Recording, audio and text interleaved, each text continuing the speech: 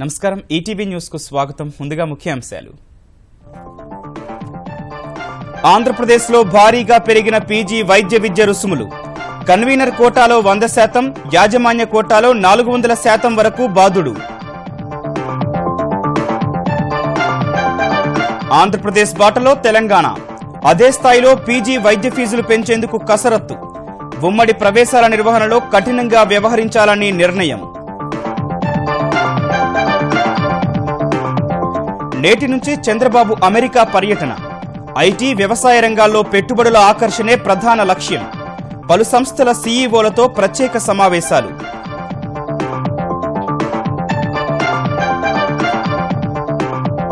విజయవాడ విమానాశ్రయానికి అంతర్జాతీయ హోదాపై ప్రధాని హర్షం. ఆంధ్రప్రదేశ్కు అద్భుత అవకాశాలు తెచ్చిపెడుతుందని విశ్వాసం.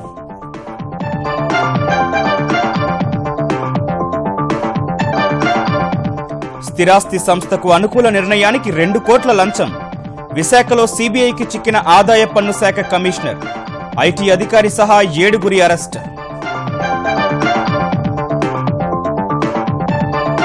జమ్మూ కశ్మీర్లో ప్రపంచంలోనే ఎత్తైన రైల్వే వంతెన.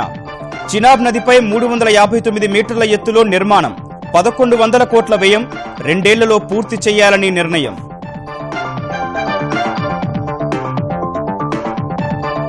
ఐపీఎల్లో పుణె సూపర్ జైంట్కు 7వ విజయం. కోల్కతా నైట్ రైడర్స్ పై 4 వికెట్ల తేడాతో జయభేరి.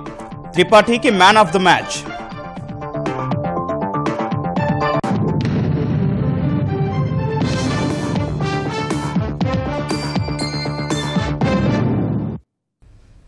ఆంధ్రప్రదేశ్లో పీజీ వైద్య విద్య రుసుములు భారీగా పెరిగాయి. ఎండీ, ఎంఎస్, డిప్లొమో, ఎండీఎస్ కోర్సులు మరింత భారంగా మారాయి. ఏ కేటగిరీ ఫీజు 100%, బి కేటగిరీ రుసుములు 400% పైగా పెరిగాయి. సి కేటగిరీ ఫీజును గరిష్టంగా 72,60,000 వరకు నిర్ణయించారు. ఫలితంగా 2 ఏళ్ల వైద్య విద్య కోసం ఒక్కో విద్యార్థి కోటికి పైగా చెల్లించాల్సి వస్తోంది. రుసుములను భారీగా పెంచుతూ ప్రభుత్వం తీసుకున్న తాజా నిర్ణయంపై విద్యార్థులు ఆగ్రహం వ్యక్తం చేస్తున్నారు. పీజీ వైద్య విద్యా ఫీజుల పెంపు విషయంలో ఆంధ్రప్రదేశ్లోని ప్రైవేటు కళాశాలల యాజమాన్యాలు ప్రభుత్వంతో పోరాడి మరీ పంతం నెక్కించుకున్నాయి. పీజీ సీట్ల భర్తీకి సుప్రీంకోర్టు ఇచ్చిన గడువు సమీపిస్తూ ఉండడం, ఎంసీఐ నిబంధనల మేరకు మే 1 నాటికే తరగతులు ప్రారంభం కావాల్సి ఉండటం వల్ల వారం రోజులుగా ఫీజుల పెంపుపై ప్రభుత్వానికి, ప్రైవేటు యాజమాన్యాలకు మధ్య చర్చలు కొలిక్కొచ్చాయి. అనంతరం ప్రభుత్వం జారీ చేసిన ఉత్తర్వుల మేరకు కన్వీనర్ కోటాలో భర్తీ చేసే ఏ కేటగిరీ ఫీజు 100%, యాజమాన్య కోటాలో భర్తీ చేసే బి కేటగిరీ రుసుము 400% పైగా పెరిగింది. వీటికి తోడు కొత్తగా సి కేటగిరీని ఏర్పాటు చేసి 72,60,000 పైగా వసూలు చేసుకునే వెసులుబాటు కల్పిస్తూ ప్రభుత్వం ఉత్తర్వులు జారీ చేసింది. పెరిగిన రుసుములు 2017-18 విద్యా సంవత్సరం నుంచి అమల్లోకి రానున్నాయి. ప్రభుత్వ ఉత్తర్వుల ప్రకారం కన్వీనర్ కోటాలో 50%, బి కేటగిరీ కింద 25% సీట్లను భర్తీ చేస్తారు. మిగిలిన 25% సీట్లలో 15% సీట్లను ఎన్ఆర్ఐ కోటాలో భర్తీ చేసేందుకు వెసులుబాటు కల్పించారు. మిగిలిన 10% సీట్ల భర్తీలో విద్యా సంస్థకు ప్రాధాన్యాల్ని అనుసరించి ఇన్ సర్వీసెస్ మేనేజ్మెంట్ కోటా కింద భర్తీ చేసుకునే అవకాశం కల్పించారు. కన్వీనర్ కోటాలో ప్రైవేటు కళాశాలల్లో ఏ కేటగిరీ ఫీజు 2,90,000 ఉండగా అది 6,90,000కు పెరిగింది. యాజమాన్య కోటాలో ఉన్న 5,25,000 ఫీజును 24,20,000కు పెంచారు. మిగిలిన సీట్లను భర్తీ చేసే విషయంలో యాజమాన్యాలకు పూర్తి స్వేచ్ఛనిచ్చారు. వైద్య విద్యా మంత్రి కామినేని మాత్రం కొత్త ఫీజుల నిర్ణయం వల్ల విద్యార్థులకు పెద్దగా నష్టం లేదన్నారు. విద్యార్థులకు కళాశాలలు ఇకపై ఎంసీఐ నిబంధనల మేరకు స్టైఫండ్ చెల్లించాల్సి వస్తుందన్న ఆయన అది విద్యార్థులకు అనుకూలించే అంశమన్నారు. ఫీజు ఎక్కడా కూడా వైట్ సోర్స్ లో చెక్లోనే ఇవ్వాలి. ఈ నీట్ వచ్చిన తర్వాత అంతా మార్చగలిగాం. ఇప్పుడు పెట్టింది స్టైఫండ్ బేస్డ్ ఫీజ్. పూర్వం 290, దానికి స్టైఫండ్ ఒక 360 ఇవ్వాలని ఎంసీఐ గైడ్ లైన్స్ ఇచ్చింది. ఫీజు 40,000 రూపాయలు పెరిగింది. ఇప్పుడు ఫీజ్ స్ట్రక్చర్లన్నీ స్టైఫండ్ బేస్డ్, కంపల్సరీగా వాళ్ళ దగ్గర ఏం తీసుకోకుండా ఇవ్వాలి. ఎవ్రీథింగ్ ఎవరు అడిగినా ఇవ్వక్కర్లేదు స్టూడెంట్స్ ఎవరు. దిస్ ఇస్ ఆల్ ట్రాన్స్పరెంట్గా తీసుకొచ్చాం. వాళ్ళ కూడా మెయింటైన్ అవ్వాలి, కానీ డెఫినెట్గా లేకపోతే అక్కడ క్వాలిటీ పడిపోతుంది, ట్రీట్మెంట్ ఉండవు. నీట్లో ఉత్తమ ర్యాంకు సాధించినా పెరిగిన ఫీజుల దృష్ట్యా పేద మధ్యతరగతి విద్యార్థులకు పీజీ సీటు అందని ద్రాక్షలా మారనుంది. ఫీజుల పెంపులో ప్రభుత్వ, ప్రైవేటు యాజమాన్యాల తీరు నిరసిస్తూ ఇవాళ ఎన్టీఆర్ ఆరోగ్య విశ్వవిద్యాలయం ముందు ధర్నా చేసేందుకు విద్యార్థులు సిద్ధమవుతున్నారు. ఆంధ్రప్రదేశ్ తరహాలోనే తెలంగాణలోనూ పీజీ వైద్య విద్య రుసుములు భారీగా పెరగనున్నాయి. ఆంధ్రప్రదేశ్లో పీజీ వైద్య విద్య రుసుముల పెంపుపై ఉత్తర్వులు వెలువడగానే తెలంగాణలోనూ రుసుముల పెంపుపై వైద్య ఆరోగ్య శాఖ కసరత్తు చేస్తోంది. ఏపీలో క్లినికల్ పీజీ, డిప్లొమా వైద్య విద్య సీట్లకు ఏడాదికి కన్వీనర్ కోటా రుసుమును 6,90,000, యాజమాన్య కోటాకు 24,20,000, ప్రవాస భారతీయ కోటాకు వైద్య కళాశాల ప్రాధాన్య సీట్ల రుసుమును గరిష్టంగా 72,60,000 వసూలు చేసేందుకు అనుమతించారు. తెలంగాణలోనూ ఇదే విధానాన్ని అమలు చేసేందుకు సన్నాహాలు చేస్తున్నారు. రుసుముల పెంపుపై సానుకూలంగా ఉన్న తెలంగాణ ప్రభుత్వం ఉమ్మడి ప్రవేశాల నిర్వహణలో మాత్రం ప్రైవేటు కళాశాలల యాజమాన్యాలతో కఠినంగానే వ్యవహరించాలని భావిస్తోంది. అన్ని కోటాల సీట్లను ఉమ్మడి ప్రవేశాల ద్వారా భర్తీ చేస్తామని, ఎట్టి పరిస్థితుల్లో యాజమాన్యాల కమిటీ నేతృత్వంలో భర్తీ చేసేందుకు అనుమతించబోమని వైద్యారోగ్య శాఖ వర్గాలు తెలిపాయి. వ్యవసాయ, ఐటీ రంగాల్లో పెట్టుబడులను ఆకర్షించడమే లక్ష్యంగా ముఖ్యమంత్రి చంద్రబాబు అర్ధరాత్రి దాటాక ఢిల్లీ నుంచి అమెరికా పర్యటనకు బయలుదేరి వెళ్లారు. మధ్యాహ్నం 2 గంటలకు శాన్ ఫ్రాన్సిస్కోకు సీఎం బృందం చేరుకోనుంది.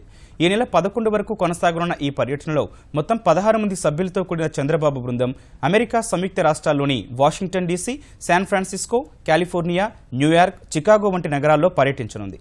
Apple, Cisco, Google, Oracle, Tesla వంటి దిగ్గజ సంస్థలతో పాటు 300 మంది సీఈఓలతో చంద్రబాబు సమావేశమై ఏపీలో పెట్టుబడులు పెట్టేందుకున్న అవకాశాలు వివరించనున్నారు. ఈ నెల 9న వరల్డ్ ఎకనామిక్ ఫోరం కార్యాలయంలో జరిగే 4వ పారిశ్రామిక విప్లవం అంశంపై కీలక ఉపన్యాసం చేయనున్నారు. పర్యటనలో భాగంగా కర్నూలు జిల్లాలో విత్తన ఉత్పత్తి యూనిట్ను ఏర్పాటుకు సంబంధించి అయోవా యూనివర్సిటీతో ముఖ్యమంత్రి బృందం ఒప్పందం చేసుకోనుంది. చిత్తూరులో యాపిల్ కంపెనీ ఏర్పాటుకు సంబంధించి ఈ పర్యటనలో స్పష్టత వచ్చే అవకాశం ఉంది.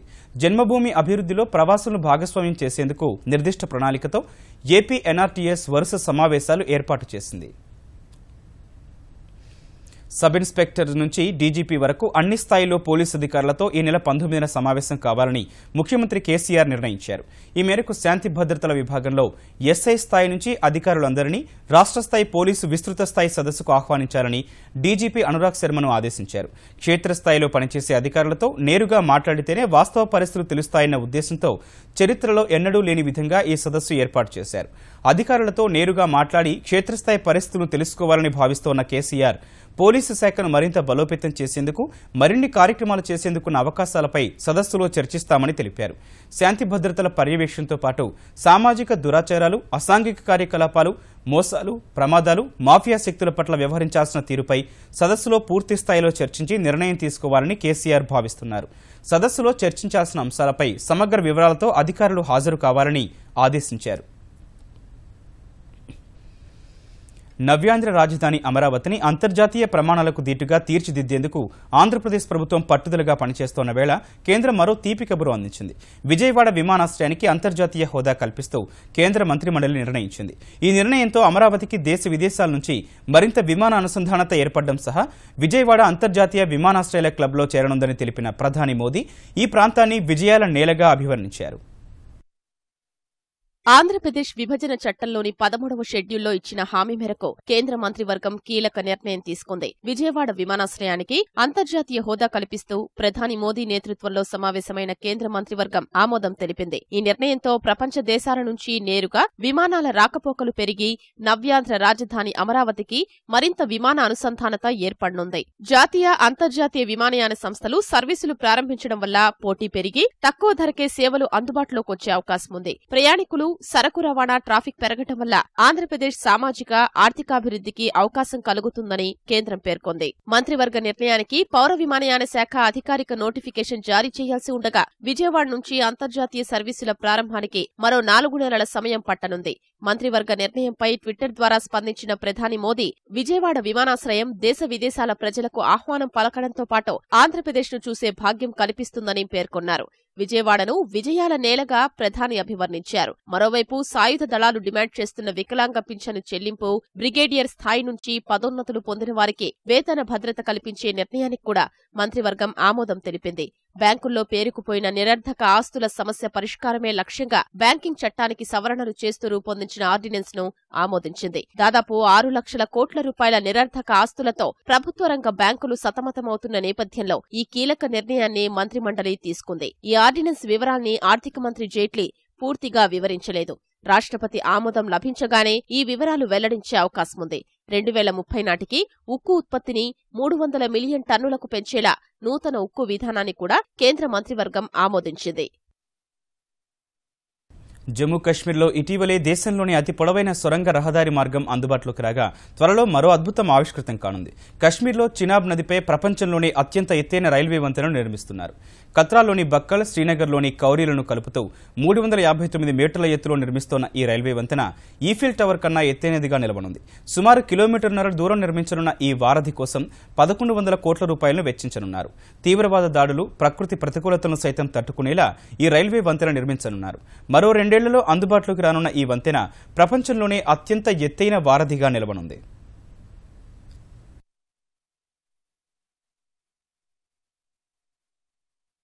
విశాఖలో కేంద్ర దర్యాప్తు సంస్థ వలకు భారీ అవినీతి తిమింగలం చిక్కింది.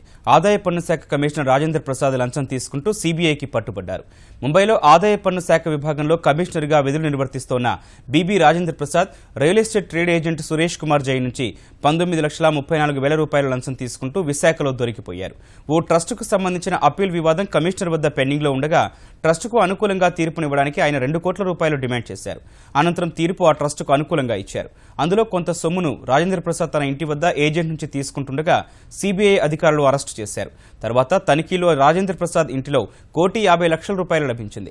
ఆ సొమ్మంతా సురేష్ కుమార్ జైన్ ద్వారానే వచ్చిందని అధికారులు నిర్ధారించుకున్నారు. తర్వాత రాజేంద్ర ప్రసాద్, సురేష్ కుమార్ జైన్ను సీబీఐ ప్రత్యేక కోర్టులో హాజరుపరిచారు. ఇద్దరికీ 14 రోజుల రిమాండ్ విధించిన కోర్టు 5 రోజులు పోలీస్ కస్టడీకి అప్పగించింది. ఇదే కేసులో సీబీఐ అధికారులు మరో 5గురిని అరెస్టు చేశారు. ఆంధ్రప్రదేశ్లో రోడ్డు ప్రమాదాల నివారణకు ఆధునిక పరిజ్ఞానాన్ని వినియోగించనున్నట్లు డీజీపీ సాంబశివరావు తెలిపారు. రహదారి భద్రతపై ఎస్పీలు, రవాణా శాఖ ఉన్నతాధికారులతో హోంమంత్రి చినరాజప్ప నిర్వహించిన సమావేశానికి హాజరైన డీజీపీ ప్రమాదాలకు ఎక్కువ ఆస్కారం ఉన్న 1130 ప్రాంతాలను గుర్తించినట్లు వివరించారు. 500 మీటర్లకు ముందే హెచ్చరిక బోర్డులు అమర్చనున్నట్లు వివరించారు. ప్రమాదకర ప్రాంతాల్లో వాహనదారులను అప్రమత్తం చేసేందుకు ప్రత్యేక యాప్ను కూడా రూపొందించినట్లు డీజీపీ వెల్లడించారు. ఆ యాప్ మీకు ఏం చేస్తుందంటే బేసికలీ అలర్ట్ చేస్తుంది. నాయనా నువ్వు ప్రమాదం జరిగేటువంటి ప్రదేశానికి వచ్చావు అని చెప్పి అలర్ట్ చేస్తుంది. ఆ ప్రమాదం జరిగే ప్రదేశం దాటగానే ఇంకోటి చెప్తుంది, ప్రమాదం జరిగే ప్రదేశం దాటి వచ్చారు, సేఫ్ డ్రైవ్ ఉండండి, హ్యాపీ జర్నీ అని చెప్పి ఒక చిన్న విష్ లాంటిది ఇస్తుంది. మీరు ఇక్కడ నుంచి విజయవాడ నుంచి విశాఖపట్నం పోయే లోపల 40-50 సార్లు రావచ్చు, తప్పు లేదు. ఎందుకంటే after your life is more important. మీరు పొద్దున్న లేసిన దాకా ఏంటి పొద్దున ఇదే రకంగా ప్రతిసారి అలర్ట్ చేస్తుంది అనుకోవాల్సిన అవసరం లేదు. ఇరు రాష్ట్రాల మధ్య ఏమాత్రం ఘర్షణపూరిత వాతావరణం లేకుండా కృష్ణానది నీటిని వినియోగించుకునేందుకు వీలుగా ఈ నెల 5న కృష్ణానది యాజమాన్య బోర్డు సమావేశం నిర్వహిస్తోందని ఆంధ్రప్రదేశ్ జలవనరుల శాఖ మంత్రి దేవినేని ఉమామహేశ్వరరావు తెలిపారు. ఏడాదంతా ఉన్న నీటిని సజావుగా వాడుకున్నామని, ఏడాది చివరిలో ఉన్న కొద్దిపాటి నీటిని కూడా ఎవరికీ ఎలాంటి ఇబ్బంది లేకుండా వినియోగించుకుంటామని చెప్పారు. మరోవైపు వైకాపా అధినేత జగన్ చేసింది రైతు దీక్ష కాదని, జగన్ సీఎం అవుతారనే పదవీకాంక్షను దీక్షా వేదికగా చాటుకున్నారని విమర్శించారు. అవినీతి డబ్బు లోటస్ ఫండుల్లో, భూగృహాల్లో ఉన్నాయి. ఆ రాష్ట్రాల్లో అక్కడ మాట్లాడితే ఎక్కడ కక్కిస్తారనో భయం. రైతుల గురించి, మిర్చి గురించి హైదరాబాద్లో మాట్లాడితే భయం. ఇక్కడికి వచ్చి చుట్టపు చూపుగా రైతు దీక్ష పేరుతో జగన్ భజన దీక్ష పెట్టుకొని మా మీద బురద జల్లే కార్యక్రమం, రాళ్లేసే కార్యక్రమం జగన్మోహన్ రెడ్డి గారు, వైఎస్ఆర్ కాంగ్రెస్ పార్టీ చేస్తా ఉంది. తెలంగాణను బంగారు తెలంగాణగా మార్చేందుకు ముఖ్యమంత్రి కేసీఆర్ ఎన్నో సంక్షేమ పథకాలు చేపడుతున్నారని పంచాయతీరాజ్ శాఖ మంత్రి జూపల్లి కృష్ణారావు పేర్కొన్నారు. మంచిర్యాల జిల్లా లక్సెట్టిపేట మండలం వెంకట్రావుపేటలో గ్రామజ్యోతి కార్యక్రమాన్ని ప్రారంభించిన ఆయన ఉపాధి హామీ కూలీలు, గ్రామజ్యోతి కార్యాచరణ కమిటీ సభ్యుల ముఖాముఖిలో పాల్గొన్నారు. పంచాయతీల్లో చేపట్టిన అభివృద్ధి పనులకు చేసిన ప్రతి పైసా ఖర్చుకు లెక్కలుండాలని స్పష్టం చేశారు. అవినీతికి పాల్పడితే సహించేది లేదని తేల్చి చెప్పారు. ఇంటికి నీళ్ళైనా, 1000 రూపాయల పెన్షన్ అయినా, 15 పెన్షన్ అయినా, పెళ్లిలకు కళ్యాణ లక్ష్మి అయినా, షాదీ ముబారక్ అయినా, సన్న బియ్యమైనా, 6 కిలోల బియ్యమైనా, ఇన్ని కార్యక్రమాలు రాష్ట్ర స్థాయిలో చేస్తా ఉన్నారు. ప్రభుత్వం వచ్చిన తర్వాత రాష్ట్ర స్థాయిలో గత ముఖ్యమంత్రులు చూసినాం, ప్రస్తుత ముఖ్యమంత్రి చూసినాం, ఎన్నో రకాలుగా ఆలోచనలు వస్తారు. అంటే మన ఆలోచనలో మార్పు రావాలి, మన పని విధానంలో మార్పు రావాలి. అది ప్రజలైనా, ప్రజాప్రతినిధులైనా, అధికారులైనా. తెలంగాణలో నేటి నుంచి వజ్ర ఏసీ బస్సులు ప్రజలకు అందుబాటులోకి రానున్నాయి. మధ్యాహ్నం 1:30కు ప్రగతి భవన్లో వజ్ర ఏసీ బస్సులను ముఖ్యమంత్రి కేసీఆర్ ప్రారంభించనున్నారు. వాటితో పాటు 2 బయోడీజిల్ బస్సులను ప్రారంభించనున్నారు. 350 కోట్ల రూపాయలతో 1393 కొత్త బస్సులను కొనుగోలు చేస్తోన్న టీఎస్ఆర్టీసీ వాటిలో 100 ఏసీ, 236 నాన్ ఏసీ బస్సులను తీసుకొస్తోంది. వజ్ర ఏసీ సర్వీసుల్లో మొదటి దశలో 30 బస్సులను వరంగల్, హైదరాబాద్ మధ్య, 18 సర్వీసులను నిజామాబాద్, హైదరాబాద్ మధ్య నడపనున్నారు. టీఎస్ఆర్టీసీలో నగదురహిత విధానాన్ని అమలు చేయడంతో పాటు ఆన్లైన్ రిజర్వేషన్ సదుపాయాల కోసం రూపొందించిన ప్రత్యేక యాప్ను కూడా సీఎం కేసీఆర్ ఆవిష్కరించనున్నారు. అమెరికాలోని కెనాల్ రాయల్ సిటీలో జరిగిన పడవ ప్రమాదం ప్రకాశం జిల్లా కనిగిరి ఎమ్మెల్యే కదిరి బాబురావు ఇంట్లో తీవ్ర విషాదం నింపింది. తొలి వివాహ వార్షికోత్సవాన్ని అమెరికాలోని బంధువుల సమక్షంలో సంతోషంగా జరుపుకునేందుకు వెళ్లిన బాబురావు మేనలుడు Allu Dinesh canal royal city సమీపంలోని వాటర్ ర్యాపింగ్లో సరదాగా పడవ నడిపేందుకు వెళ్లారు. 2 కొండల మధ్యకు వెళ్లేసరికి అక్కడి మంచు కరిగి వీరు ప్రయాణిస్తోన్న పడవపై పడింది. మంచులో కూరుకుపోయి దినేష్ ఊపిరాడక చనిపోయారు. మిగతా వారిని రక్షణ దళాలు కాపాడినట్లు వారి బంధువులు తెలిపారు.